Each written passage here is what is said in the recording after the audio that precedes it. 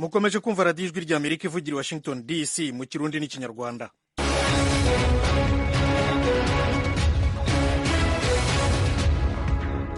banywanyi inshuti zacu mwongeye kwirirwa, ni Thomas Kamirindi wongeye kubasuhuza. Ijwi rya Amerika ni kuri FM 104.3 mu Rwanda, naho mu Burundi muratwumvira ku mirongo migufi metero 19 na metero 22. Umwuka mubi wa politiki hagati ya bimwe mu bihugu bihana imbibi n'u Rwanda wabaye inzitizi ku masezerano ashyiraho isoko rusange rya Afurika. Burundi ikibazo kirahari, ntabwo umupaka w'ubucuruzi ari wafungurwa, niyo abantu bajya mu cyangwa mu Burundi, ariko aho ngaho ntabwo barafunguye. Ikibazo ni politiki ariko ntabwo ari business. Ibyo tubona cyo nuko nko kuri Kongo n'ubu ibintu byagabanutseho gakeya, ariko amafaranga arakinjira, abantu bacyacuruzanya, nubwo twifuza ko hari imbogamizi zabo. Uburundi ariko bwafunguye imipaka n'u Rwanda. Iyo mipaka yari ifunze kuva mu 2015.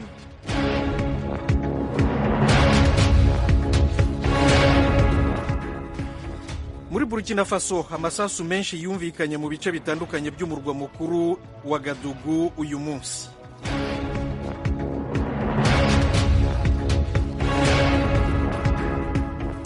Naho muri Irani umugore yatawe muri yombi arimo arya mu ruhame kandi atitambiye umutwe.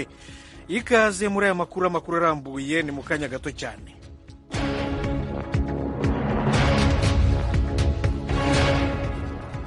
Mukomeje kumva radiyo ijwi rya Amerika ivugira Washington DC mu kirundi n'ikinyarwanda. Mu kanya rero turajya mu makuru yo hirya no hino no muri Afurika.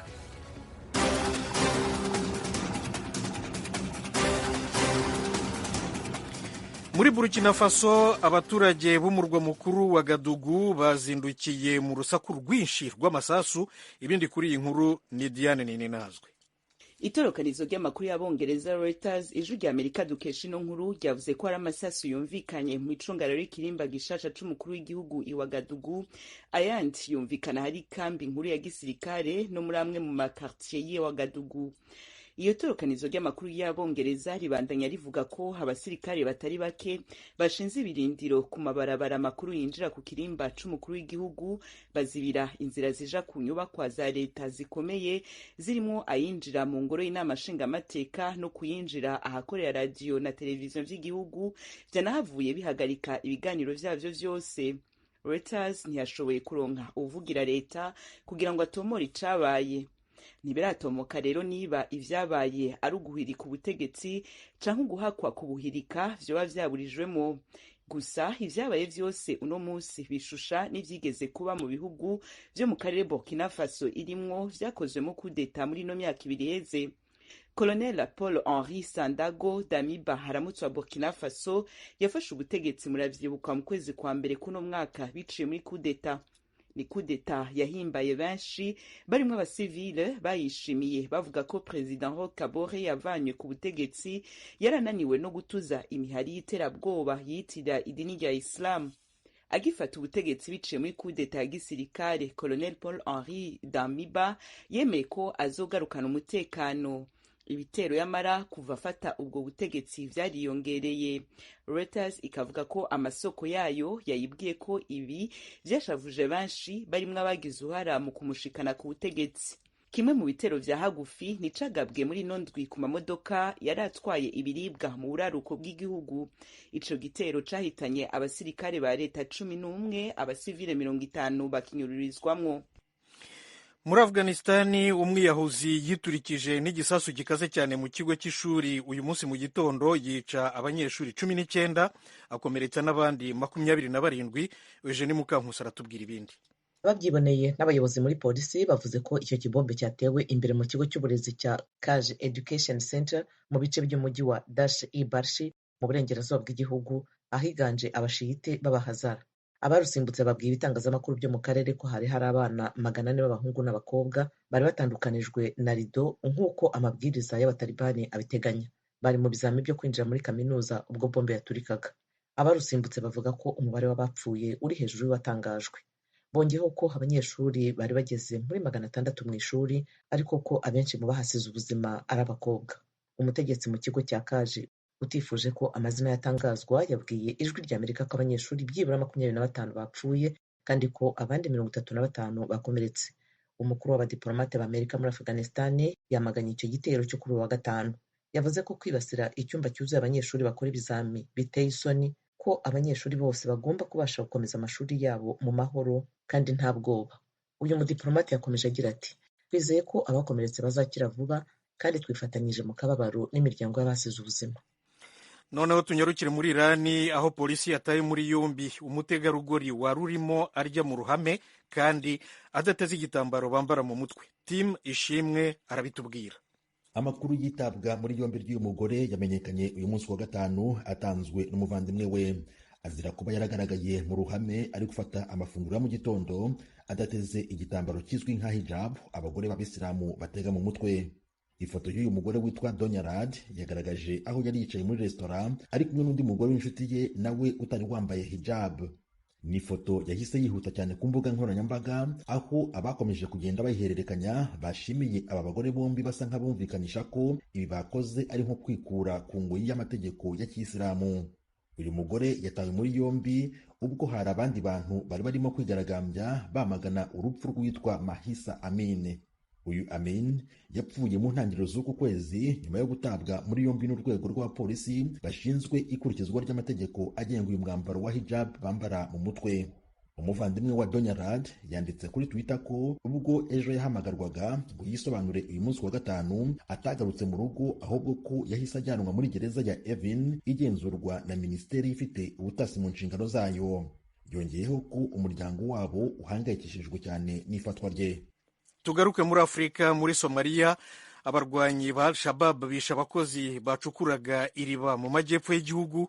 Ni inkuru mugezweho na Geoffrey Mutagoma.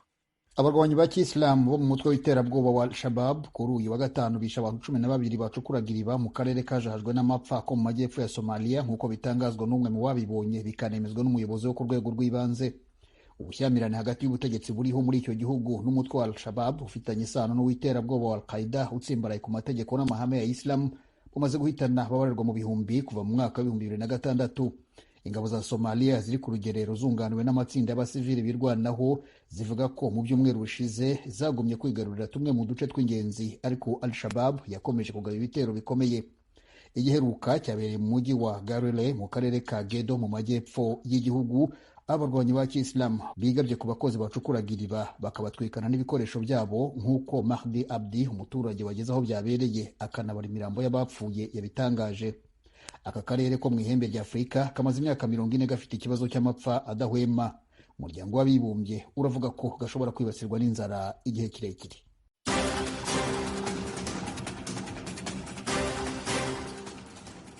Muracyumva radiyo ijwi ry'Amerika ivugira i Washington DC mu Kirundi n'Ikinyarwanda. Mudusange no kuri YouTube na Facebook VOA radiyo yacu. Mu kanya gato ni amakuru y'ibiyaga bigari.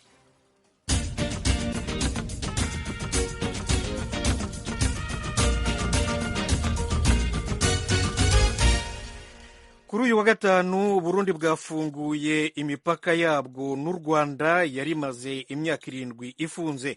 Abagenzi n'abakorera ku mipaka banezerewe. Mugenzi wacu Desire Atungimana aratugezaho iyi nkuru.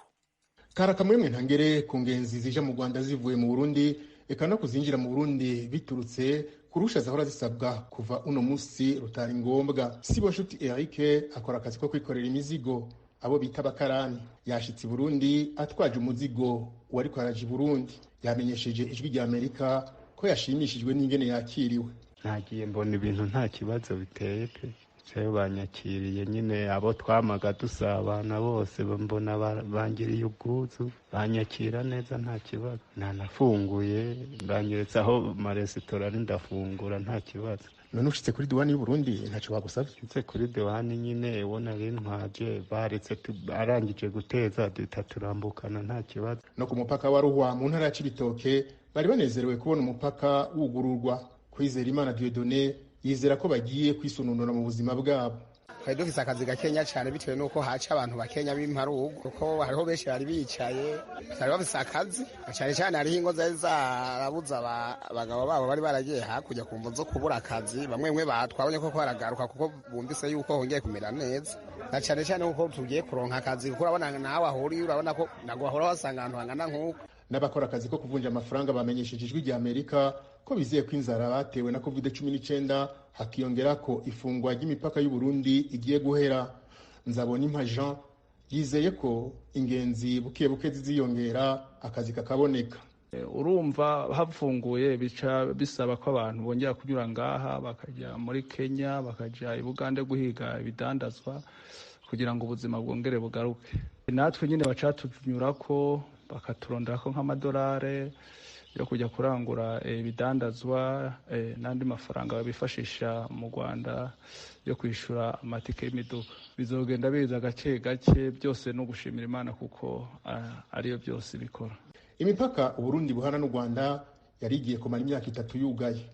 Uburundi bwamenyesha ko budashobora kugurura imipaka mu gihe u Rwanda butabahaye abagirizwa gushaka gutembagaza ubutegetsi bw'umuhisi Petero Nkurunziza kugenekezo ya 13 kwezi kwa gatanu umwaka wa 2015.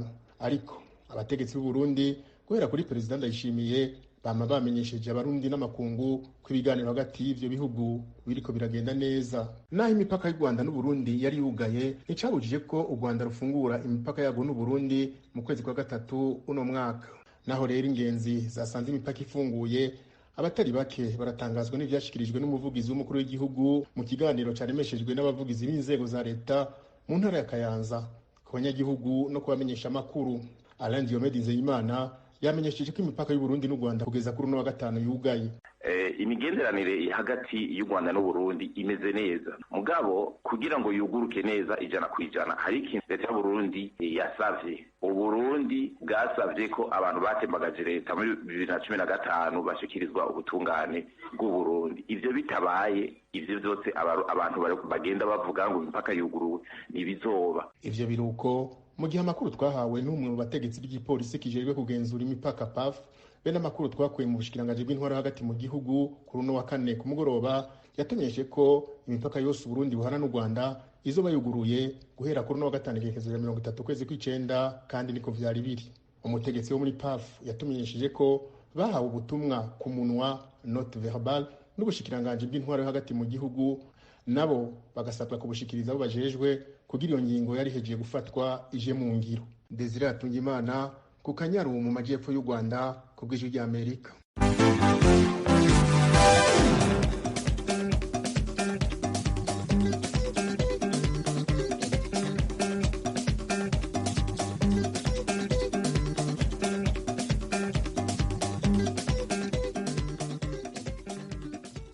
Ijwi rya Amerika mu Kirundi n'Ikinyarwanda. Leta y'u Rwanda iratangaza ko umwuka mubi wa politiki hagati ya bimwe mu bihugu bihana imbibi narwo wabaye inzitizi ku masezerano ashyiraho isoko rusange rya Afurika. Mugenzi wacu Asumta Kaboyi yaduteguriye inkuru irambuye. Mu kiganiro yahaye itangazamakuru ku mugoroba wo kuri wa 4, Minisitiri w'Ubucuruzi n'Inganda mu Rwanda Ngabitsinze Jean Chrysostome yasobanuye intambwe u Rwanda rumaze gutera ruganisha mu kwinjira mu masezerano ashyiraho isoko rusange rya Afurika. Yavuze ko guverinoma y'u Rwanda yatangije ubukangurambaga buzabera mu gihugu hose bwo kumenyekanisha amasezerano ashyiraho isoko rusange rya Afurika.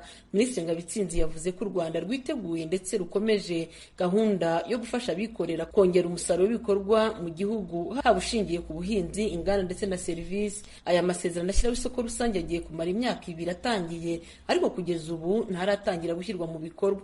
Minisitiri Ngabitsinze yatangaje ko ikibazo nyamukuru gishingiye ku mwuka mubi wa politiki hagati ya bimwe mu bihugu bihana imbibi muri Afurika. Yagarutse ku bucuruzi hagati y'u Rwanda n'ibihugu bihana imbibi narwo. Burundi ikibazo kirahari, ntabwo umupaka w'ubucuruzi ari wafungurwa, niyo abantu bajya mu cyangwa mu bundi, ariko aho ngaho ntabwo barafunguye.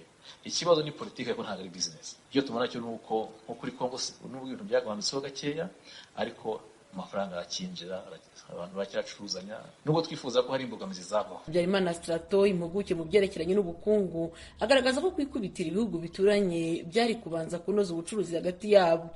Habyarimana avuga ko kugeza ubu ubwo bucuruzi butarabasha gukorwa neza ku buryo bikigoranye kuba Afurika yose yazabasha gukorana mu gihe n'abaturanyi batarabibasha. Turi muri bloke y'ibihugu bigize nyine Afurika y'Iburasirazuba, ariko iyo ureba ibijyo urebesha n'amaso biragaragara yuko abaturanyi bacu bo mu majyepfo nta kintu turi gukorana nk'uko byari bimeze mbere. Ibyo bintu byose ntabwo biratangira kugenda kubera ko urujya n'uruza rw'abantu n'urw'ibicuruzwa haracyarimo inzitizi. Nko muri Tanzania iyo urebye urwego rw'imihahiranire isanzwe atari ibyo byo kujya gufata ibintu ku byambu byaturutse mu ibicuruzwa byaturutse mu bindi bihugu ahandi, usanga urwego rw'imihahiranire rukiri hasi. Ntago nzi aho bipfira. Kunze gutanga urugero rw'ubunyobwa aho kujya kubuvana za Malawi, Tanzania buba buhari. Mu majyaruguru ho ubu ngubu imipaka irafunguye, naho haracyarimo ikintu nakita yuko wenda ari nko kubanza kugerageza. Mu burengerazuba ho nta bintu byinshi byahindutse. Ku ruhande rw'abacuruzi bakoreraga ku mupaka uhuza u Rwanda n'u Burundi, bo bemeza ko guhagarika ubuhahirane hagati y'igihugu cy'u Rwanda n'u Burundi byabasubije inyuma. Abantu bakoraga ubucuruzi buciriritse bose bahise babireka. Ku giti cyacu nyine urumva natwe byatugizeho ingaruka. Kurumva niba abantu bakorera gushakisha nyine ubuzima, umupaka ufunze, nta rujya n'uruza rwongeye kubaho. Bagiye gushakishiriza ahandi, nk'abari bacuruzaga Akanyaru bagiye gushakishiriza i Butare. Urumva ko nkatwe twabaga tuhakora dufite resitora, abo gufite nk'abavandimwe mukorana, abavandimwe ubu ngubu kugeza ubu nta kazi bafite.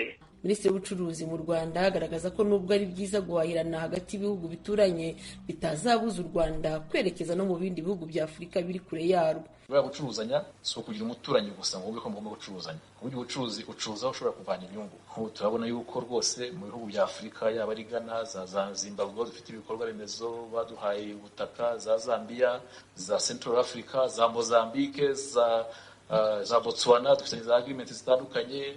Waza na Namibia baheruka inanga kuganira natwe. Africa is wide, so nta mpamvu yo kwimitinga just to neighbor. Nubwo tugomba kubahana nabo. Amasezerano ashyiraho isoko rusange rya Afurika yatangiye mu ntangiriro y'umwaka ushize wa 2021. Ni ukuvuga ko kuva icyo gihe imbogamizi zirimo imisoro, amategeko n'ibindi bitandukanye byatumaga ubucuruzi hagati ya Afurika bugenda bigura intege, byagakwiye kuba byararangiye. Usibye ibibazo byaturutse ku mwuka mubi wa politiki hagati ya bimwe mu bihugu bihana imbibi muri Afurika, Minisitiri w'ubucuruzi w'u Rwanda yongeyeho ko icyorezo cya COVID-19 ndetse n'intambara y'Uburusiya na Ukraine byakomye mu nkokora ubuhahirane n'ubukungu muri rusange. Minisitiri w'ubucuruzi yagaragaje ko hari icyizere cy'uko mu kwezi gutaha iri soko rishobora gutangira. Ibi bivuzwe mu gihe kuva kuri uyu wa kane Abarundi batangiye kwemererwa kwambuka umupaka w'ubutaka binjira mu Rwanda nta ruhushya rwa leta basabye uretse ibyangombwa by'inzira. Uyu mupaka uje ukurikira uw'i Bugande uherutse gufungurwa mu ntangiriro z'uyu mwaka. Asumta Kaboyi, Ijwi ry'Amerika, i Kigali. Urugereko rushinzwe kurangiza imanza zasigaye z'inkiko mpuzamahanga mpanabyaha z'u Rwanda n'icyahoze ari Yugoslavia, urukiko ruri Irahe mu Buholandi, uyu munsi rwakomeje urubanza rw'umunyemari w'umunyarwanda Felicien Kabuga akurikiranweho ibyaha bya jenoside. Mugenzi wacu Themistocle Mutijima yakurikiranye iburanisha, aratugezaho ibindi kuri iyi nkuru. Umucamanza Ian Bonomi yatangije iburanisha yongera kwibutsa ko na n'ubu uregwa ari we Kabuga atitabiriye urubanza, maze aha umwanya ubwunganizi bwe ngo butange imyanzuro yabwo. Umunyamategeko Emmanuel Ariti Kabuga n'umuryango we batemera yatangiye yibutsa ko uru rwego rwashyiriweho gushakisha no kugaragaza ukuri uko kwaba kuri kose. Ubwunganizi bugasanga akora akazi gakomeye gasaba kurenga amarangamutima n'ibivugwa gutyo gusa. Umunyamategeko Ariti yikomye ubushinjacyaha ku gusiga umukiriya w'isura y'umunyacyaha no kumutwerera urwango ku Batutsi. Uyu munyamategeko yavuze ko ubushinjacyaha butabasha kugaragaza isano ifatika hagati ya Kabuga n'ibyo bumurega. Ubwunganizi bwagaragaje Kabuga nk'umunyemari wiyubatseho ubwe ahereye hafi ku busa, acuruza umunyu, imyenda yambawe caguwa, kugera ku rwego rw'umunyenganda. Mu bushabitsi bwe, ubwunganizi bwavuze ko yabanaga na bose, Abahutu n'Abatutsi, ndetse mu banyemari bari mu Rwanda harimo n'Abatutsi, kandi bose yabanaga nabo. Bwavuze ko ubushinjacyaha butagiye kure mu isesengura ryabwo ngo bwibaze icyajyaga gutera Kabuga, umunyemari wemerwaga na bose, Abahutu n'Abatutsi, gushyira iryo zina rye mu kaga. Mu magambo y'ubwunganizi, umushinjacyaha yakabaye agaragaza bidashidikanywaho ko Kabuga yahoranye urwango ku Batutsi, aho kugendera ku nkuru zubatswe zibimwerekeyeho. Ku byerekeranye n'ishingwa rya radiyo RTRM, ubwunganizi bwavuze ko kuba Kabuga yari mu bagize igitekerezo cyo kuyishinga ubwabyo bitagize icyaha. Bwibukije ko iyo radiyo yashinzwe mu gihe igihugu cyari kimaze kwemeza politiki y'amashyaka menshi, ishingwa ryayo rikaba ryagafashwe nk'umusanzu mu nzira ya demokarasi u Rwanda rwari rutangiye. Ku bijyanye n'ibyo radiyo ifatwa nk'iyahemberaga ikanabiba urwango ku Batutsi yatangazaga, ubwunganizi bwavuze ko nta kigaragaza ko komite y'abagize igitekerezo cyo kuyishinga ari nayo yari urwego rufata imyanzuro y'ibyo igomba gutangaza. kuri Kabuga Felicien by'umwihariko bwavuze ko atakaryojwe ibyatangarijwe mu biganiro byayo kuko atigeze ayibera umwanditsi mukuru. Bwakunze kwikoma ubushinjacyaha ku kuba mu myanzuro yabwo ibanziriza itangwa ry'ibimenyetso bwarashingiye ku byagiye bivugwa n'abantu gusa budashobora kubonera ibihamya bifatika. Bukavuga ko hatabaho guhamya umuntu icyaha hatabayeho guhuza ibivugwa n'ibimenyetso bifatika by'ibyabaye. Ku bijyanye n'ubwumvikane mu gukora jenoside Kabuga ashinjwa, abamwunganira bavuze ko ubushinjacyaha bwakabanje kugaragaza bidashidikanywaho isano iri hagati y'abakoraga ibyo byaha bya jenoside na Kabuga ubwe. Bwongeraho ko buzagaragaza uburyo ubushinjacyaha butabashije guhuza ibivugwa n'ibimenyetso ndashidikanywaho by'ibyaha uwo bwunganira aregwa. Icyiciro cyo gutanga imyanzuro ibanza muri uru rubanza cyasojwe n'ubwunganizi, rukazasubukurwa kuwa gatatu utaha, noneho hatangwa ibimenyetso. Nkibutsa ko umunyemari Kabuga Felicien wari mu bashakishwa bibanze kuva mu mwaka w'1997 akurikiranweho ibyaha bya jenoside, guhamagarira abandi gukora jenoside, ubwumvikane bugamije gukora jenoside, gukora itoteza ku mpamvu za politiki, ubwicanyi no kurimbura nk'ibyaha byibasiye inyoko muntu. Ni urubanza rurimo kuburanishwa adahari ku mpamvu we n'umuryango we batangaje ko zishingiye ku kutizera umwunganizi yahawe n'urwego rwasigariyeho kurangiza imanza zasizwe n'inkiko mpuzamahanga. Itangazo ryashyizwe ahagaragara na Minisiteri y'Ububanyi n'Amahanga ya Leta Zunze Ubumwe za Amerika kuri uru rubanza riravuga ko icyo gihugu cyakiriye neza itangizwa ry'urubanza rwa Kabuga. Iryo tangazo riti nyuma hafi ya 1/4 cy'ikinyejana afatwa nk'uwihisha ubutabera, Kabuga araburanishwa ku byaha akekwaho byo gukoresha ingufu ze, ubutunzi bwe, ijambo rye mu gushishikariza ubwicanyi bwibasiye ibihumbi amagana by'Abatutsi. Minisiteri y'Ububanyi n'Amahanga muri iri tangazo iranavugamo ko Amerika biciye muri porogaramu yayo y'udushimwe ku batanze amakuru aganisha ku itabwa muri yombi ry'abashakishwa n'ubutabera yakoranye bya hafi n'urwego rwasigariyeho kurangiza imanza zasizwe n'inkiko mpuzamahanga mu muhate wo kugeza Kabuga mu butabera. Kandi icyo gihugu gikomeje gushakisha amakuru yaganisha ku ifatwa ry'abandi 4 basigaye bashakishwa n'urwego rwasigariyeho kurangiza imanza zasizwe n'inkiko mpuzamahanga mpanabyaha. Itangazo riti turashima intambwe ikomeye y'uru rubanza kandi dukomeje guharanira ubutabera ku bahohotewe. Mutijima urakoze cyane. Tugume mu rwego rw'ubutabera ariko mu Rwanda, urukiko rwisumbuye rwa Nyarugenge i Kigali rwahamije Edouard Bamporiki wari umunyamabanga wa leta muri Minisiteri y'Urubyiruko n'Umuco icyaha cya ruswa, rumukatira gufungwa imyaka 4 no gutanga ihazabu y'amafaranga y'u Rwanda miliyoni 60. Eric Bagiruwubusa yakurikiranye isomwa ry'uru rubanza. Byafashe iminota itari munsi ya 30 perezida w'urukiko rwisumbuye rwa Nyarugenge asoma icyemezo ku rubanza rwa bwana Edouard Bamporiki ku byaha burana n'ubushinjacyaha. Yaba Bamporiki abamwunganira mu mategeko n'ubushinjacyaha nta ruhande na rumwe rwari mu rukiko. Mu miburanire ubushinjacyaha bwavuze ko Bamporiki yemera ko yakiriye indonke ariko we akabyita amashimwe. Nyuma y'isesengura rishingiye ku ngingo z'amategeko, umucamanza bwana Adolphe Udahemuka yavuze ko Bamporiki nk'umunyamabanga wa leta muri Minisiteri y'Urubyiruko n'Umuco atari mu nzego zifata ibyemezo muri Minisiteri y'Ubucuruzi, Minisiteri y'Ibikorwa Remezo, mu bashinzwe imyubakire mu mujyi wa Kigali. Yavuze ko ubushinjacyaha butabashije kugaragaza ububasha Bamporiki yaba yarakoresheje mu ifungwa n'ifungurwa ry'uruganda rukora inzoga rwa Norbert Gatera na bagenzi be. Yavuze ko icyo Bamporiki yakoze ari uguhemukira inshuti ye akayikuraho umutungo wayo akoresheje iterabwoba. Yavuze ko na mbere y'urubanza Bamporiki yanditse ibaruwa yemera ko yakiriye ingezantonke ya Gatera amwizeza ko azamukorera ubuvugizi. Umucamanza yavuze ko asanga Bamporiki ahamwa n'icyaha cyo kwihesha ikintu cy'undi hakoreshejwe amayeri. Yashingiye ku zindi manza zaciwe mu nkiko z'u Rwanda ku ngingo yo kumenya niba hari amafaranga y'indonke yafatiriwe mu biganza cyangwa mu mifuka bya Bamporiki. Urukiko rwavuze ko yatanze amabwiriza yo kuyatera imirwi. Miliyoni 2 bazisanze mu modoka ya visi meya w'umujyi wa Kigali Merari Mpabwa n'amaguru, andi agera kuri miliyoni 3 ayabitse umukozi wa Hotel Grand Legacy. Mu magambo y'umucamanza avuga ko ibyo nta mpaka bitera kuko bigaragaza nta nkomyi ko ayo mafaranga yari mu bubasha bwa Bamporiki nubwo batayamufatanye kuko ari we wagenaga irengero ryayo. Ku mafaranga miliyoni 2 yiswe inzoga ya Mpabwa n'amaguru, urukiko rwavuze ko bidakwiye gutera urujijo kuko kwakira indonke bikoranwa amayeri yatuma badafatirwa mu cyuho. Rwavuze ko ahenshi mu nzego ruswa ihabwa izina ry'umuti w'ikaramu. ku cyaha cyo gukoresha ububasha ahabwa n'amategeko mu nyungu ze bwite. Umucamanza yavuze ko Bamporiki ibyo yabikoze byose yitwaje ko yari umunyamabanga wa leta muri Minisiteri y'Urubyiruko n'Umuco. Yavuze ko mu 2021 yafunguje Anita Urayeneza ari wari umugore wa Gatera bakamuha miliyoni 10 z'amafaranga, kandi ko uwo mugore yarakurikiranyweho ibyaha byo gutanga ruswa. Nubwo Bamporiki avuga ko ibyo byose byari amashimwe ku buvugizi yakoreraga mu muryango wa Gatera, umucamanza yavuze ko umukozi wese wa leta cyangwa undi muntu ukora ikibujijwe n'itegeko aba akoze icyaha. Yavuze ko Bamporiki yarazi neza ko bibujijwe kwakira impano nk'umuyobozi. Umucamanza yavuze ko ntaho Bamporiki yabwiye Gatera ko agiye kumuvuganira ngo umugore we abone ubutabera. Yemeje ko yasabaga ko afungurwa byanze bikunze kabone nubwo yaba ari umunyacyaha. Yanzuye ko Bamporiki yakoresheje igitinyiro cye yiruka ku nzego agamije kurekuza uwari ukurikiranyweho icyaha kugira ngo bamuhe amafaranga. Ku cyaha cya mbere urukiko rwavuze ko Bamporiki yakoresheje imyanya y'icyubahiro yarimo atwara imitungo y'abandi mu buriganya. Ibi ni nabyo byamusunikiye gukora icyaha cya kabiri cyo gukoresha ububasha ahabwa n'amategeko mu nyungu ze bwite. Umucamanza yavuze ko kwemera cyaha kwa Bamporiki kwafashwe nk'impamvu nyoroshyacyaha kuko icyo yanyuranyagaho n'ubushinjacyaha ari inyito y'icyaha cya mbere. Umucamanza yavuze ko Bamporiki yakoze ibyaha bigize impurane mbonezamugambi.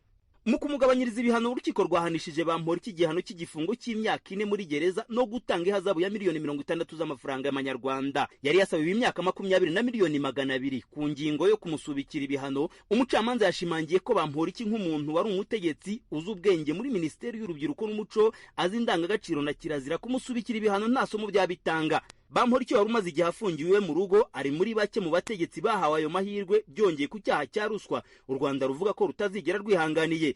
Aracyafite iminsi 30 yo kujira ibihano yahawe cyangwa kubyemera uko biri. Twahamagaye nyir'ubwite ku murongo wa telefone tugamije kumenya uko yakiriye ibihano n'icyo agiye gukurikizaho ntiyatwitaba. Bamporiki ntiyanasubije ubutumwa bugufi twamwohereje kuri telefone ye. Umwe mu bamwunganira mu mategeko yabwiye Ijwi rya Amerika ko Bamporiki ataramuha uburenganzira bwo kugira icyo atangaza ku cyemezo cy'umucamanza, bityo ko ntacyo yarenzaho. Bamporiki w'imyaka 39 y'amavuko avuga ko yinjiye mu mujyi wa Kigali mu mwaka w'2000 afite ibiceri 300 by'amafaranga. Avuga ko yatangiriye ku mirimo iciriritse irimo gucukura imisarani. Nyuma y'urwo rugendo Bamporiki mu minsi yashize akiri minisitiri yatangaje ko yari amaze kuzuza miliyari y'amafaranga. Tuzakomeza gukurikirana ibijyanye n'uru rubanza. Bagira ubusa Ijwi rya Amerika i Kigali.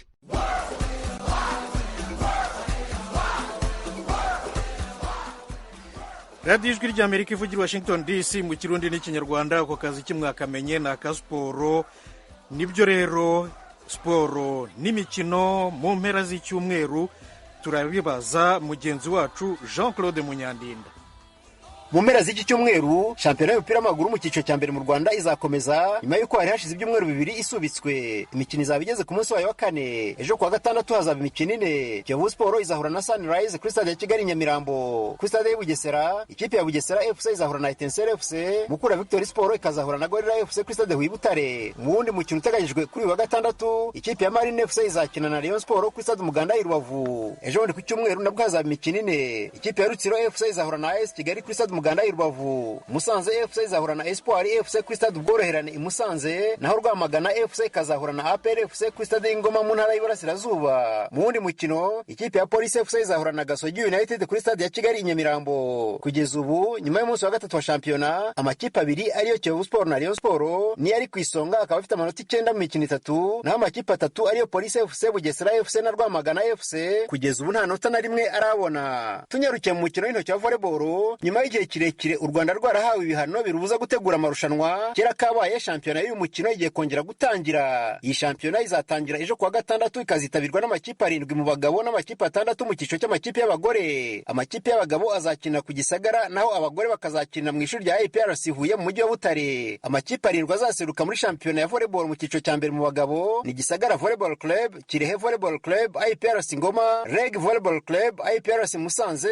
APR Volleyball Club na Kigali Volleyball Club Kavese. Mu bagore amakipe 6 azitabira shampiyona ni Kigali Volleyball Club, APR Volleyball Club, Rwanda Revenue Authority, APRC Huye, Ruhango Volleyball Club n'ishuri ryisumbuye rya Sainte Bernadette ku Kamonyi. Yari Claude Munyandinda i Kigali.